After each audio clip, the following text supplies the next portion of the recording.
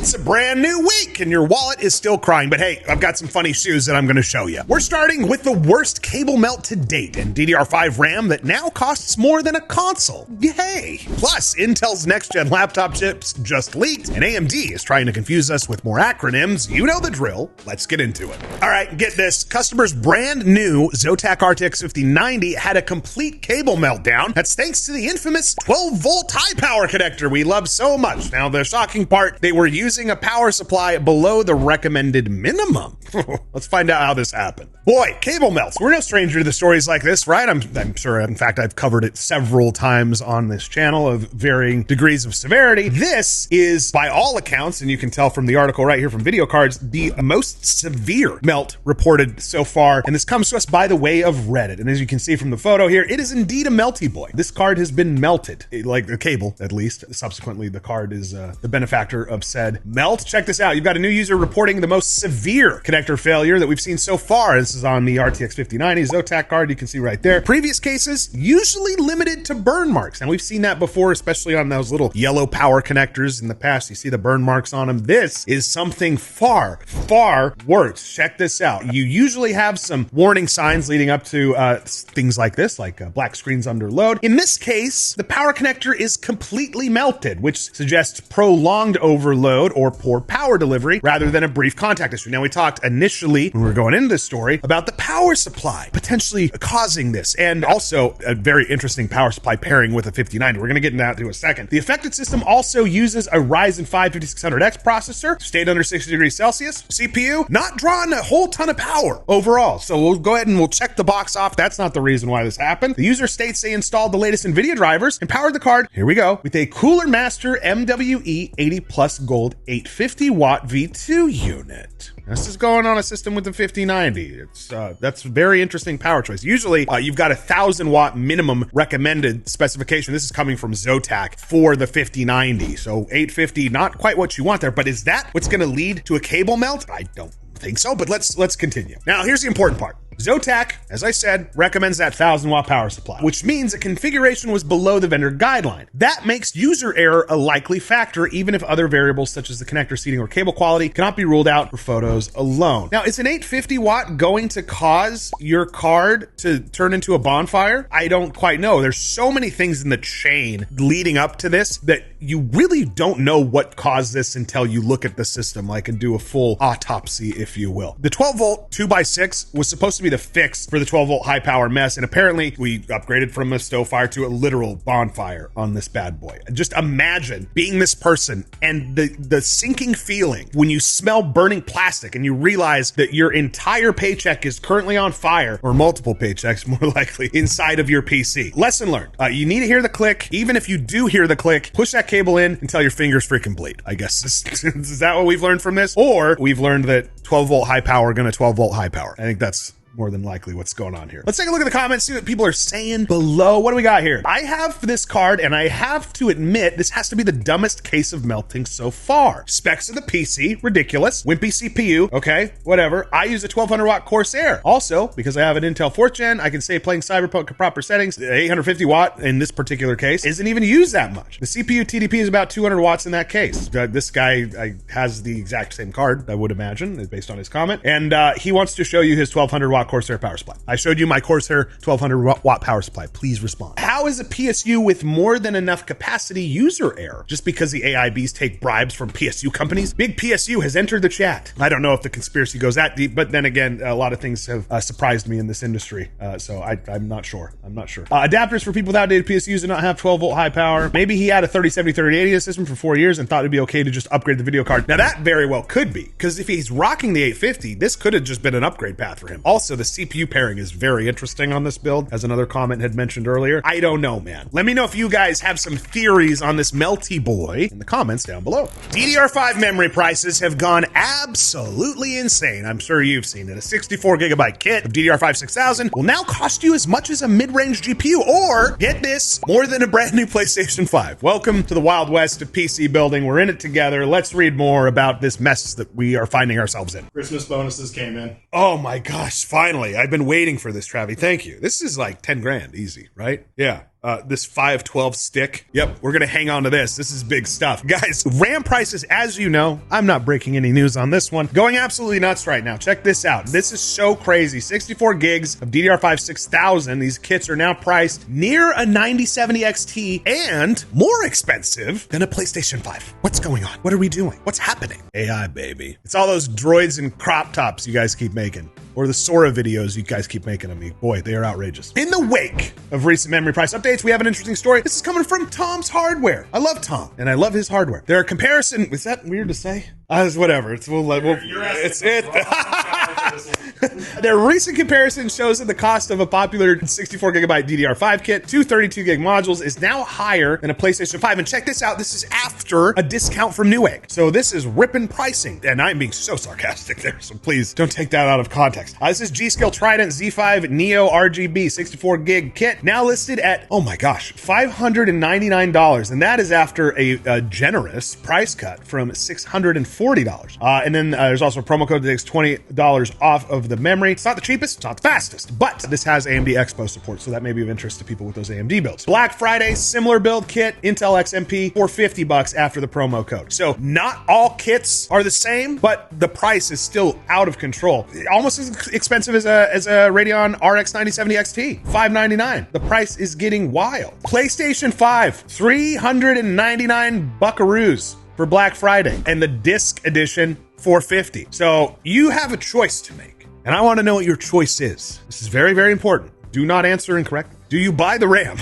or do you buy the PlayStation 5, Travi? I buy the PlayStation 5 and then I get the RAM out of it, like taking the copper wires out of an old AC unit. Yeah. You just strip it. Yeah, that's smart. It's very smart. Travi's got the ultimate answer. Let me know what you guys think. Listen, the AI boom has officially stolen all of the memory. PC gamers are now apparently considered a legacy market, at least at this point in whatever universe we found ourselves in. RAM is the new GPU. If you're asking for more than 32 gigabytes, you're practically trying to build your own small language model, or they're just assuming that you are at this point. When we've talked about like why this happens and stuff, these AI companies, they have the big blank checks to write, and RAM companies, like with consumers, you're worried about potentially RMA, people returning stuff that doesn't work. It's just a part of business. When you sell RAM to an AI company, they're not returning anything. If it doesn't work, it goes in the trash because they can afford to, right? Bigger bulk buys, more stuff moving out the doors, not onesie twosies to retailers. That's why RAM companies are doing this. And then at the end of the day, we're the ones kind of eating it, which sucks. And I just remember when everyone was saying DDR5 is going to be cheap and it's going to be everywhere. That was fun. Well, guess what? Now it's back to reality. Everything here is expensive. Have fun.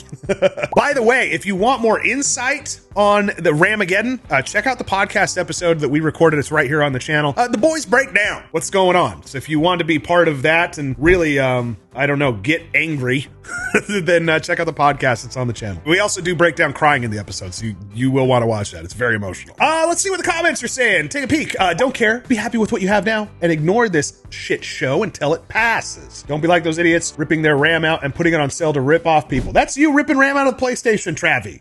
Sony had it coming. Sony had it coming. I agree. Insanity. Cool. Something tells me this guy does not think that it's very cool. Console master race now. Let's go. Here we are, guys. Let me know where you weigh in on the Rampocalypse in the comments down below. What are we doing? Intel is leaking all over the place. You got fresh benchmarks and specs for their next generation chips, Panther Lake, and they have hit the freaking internet. We're talking about the alleged Core Ultra 3, complete with 10 cores and a game-changing 16 gigabytes of integrated RAM. But is it actually good? Let's find out, shall we? That's right. We've got some early performance data and specs for Intel's Panther Lake mobile processors. This is the successor to Lunar Lake, and they have leaked online. Really check that out. Tested ahead of launch with 16 gigs of RAM, 10 cores. That's what's surfacing in the leaks, at least. Panther Lake, you still got a couple months from a public launch, but we're starting to see more stuff leak. Q1 2026, that's when we're going to get laptops, mobile devices, release windows. Guess what? That's not going to stop the leakers. They're looking at shipping manifests. They're looking at little spec leaks all over testing and benchmarking sites. In this case, we have engineering samples, which apparently they're trying to flip online. Boy, we are down bad. Anything to sell a couple of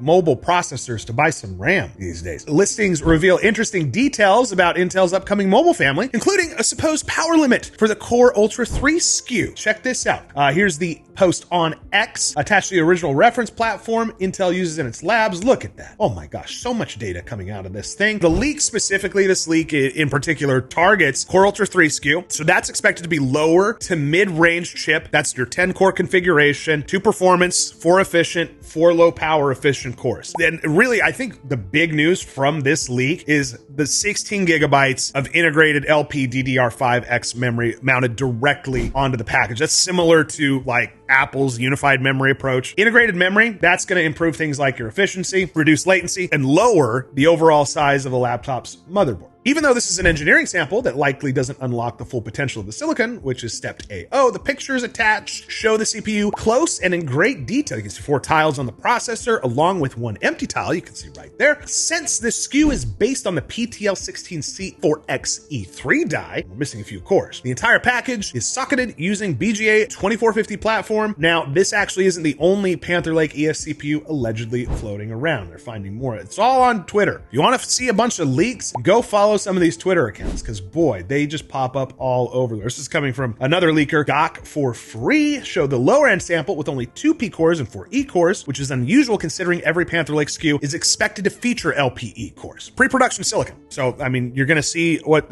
you end up seeing, and also you cannot use pre-production silicon to analyze final performance. So keep that in mind as well. Integrated RAM though, that's the big story on this one. Intel's finally fighting Apple on the unified memory front. Big news for laptop efficiency. Battery life, that's probably what's going to be most affected by that. Early leaks also can potentially mean that Intel's pretty confident. Or flip side, they need to fire their entire security team, which I'm sure they've actually already fired, considering it's Intel. Layoffs are like a weekly thing at this point. 16 gigs of LPDDR5X right there on the chip. Say goodbye to RAM upgrades, but say hello to blazing fast system performance. Am I right, guys? Am I right?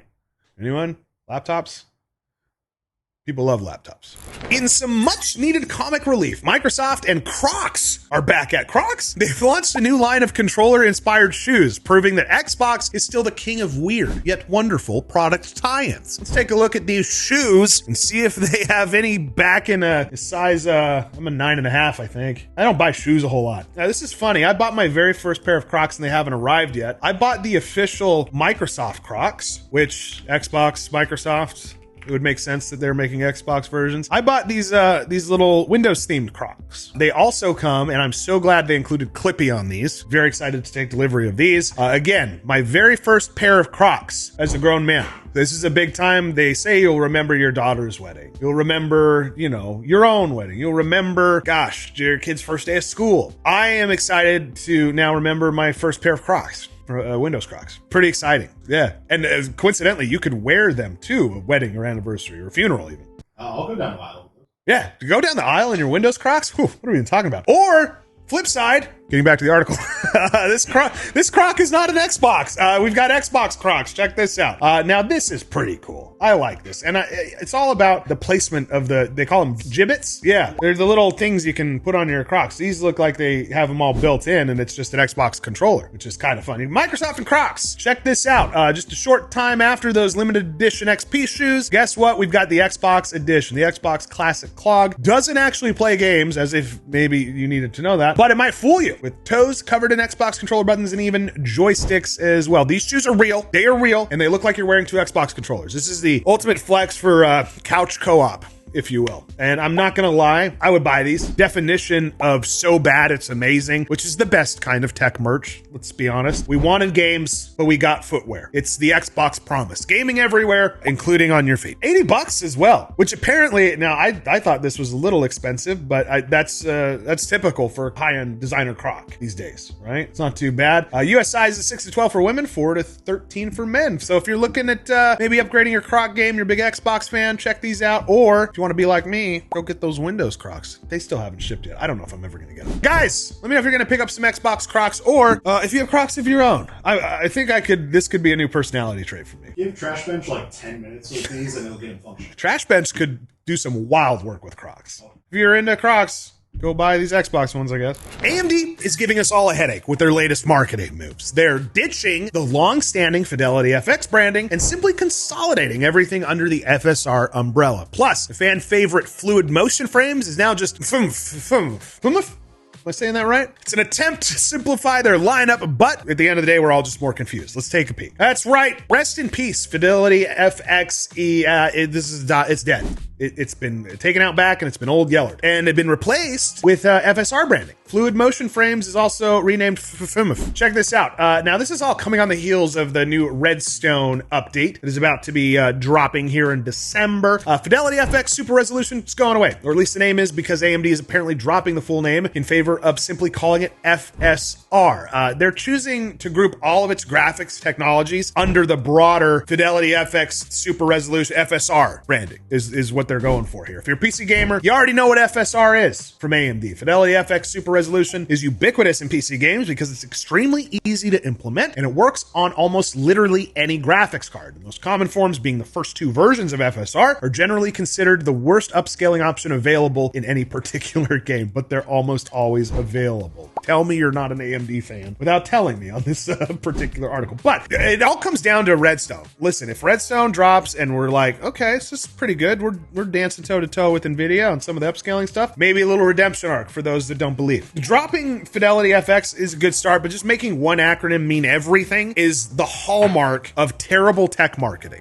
We see it just time and time again. AMD's page discusses its upcoming FSR Redstone technology, which was recently previewed in the game that no one wants to play, Call of Duty Black Ops 7. The story has gotten buried amid outrage over Activision's new shooter, which heavily uses AI-generated assets. We talked about this on the podcast too. Was it last time? Time before? Maybe it was our first one, the Steam machine. One of them, you just watch them. There's only like 3. You can watch them. Like, just check it out. But we talked about AI-generated assets on Black Ops. They're using them for the banners and stuff like that. Not great. People not too happy about that. Still, AMD's answer to NVIDIA's DLSS ray reconstruction, called Ray Regeneration, is now available in Black Ops 7. The results are, what are they? Interesting, in that they're neither uniformly better nor clearly worse than NVIDIA's tech. It's there, is what we found, at least on Black Ops 7. The output is definitely different between the two GPU vendors, though, and that isn't what you want in a competitive shooter. FSR is quite literally the acronym that stands for FIDELITYFX Super Resolution. Presumably, AMD is changing the name because the full name is so long. That's a long name. Or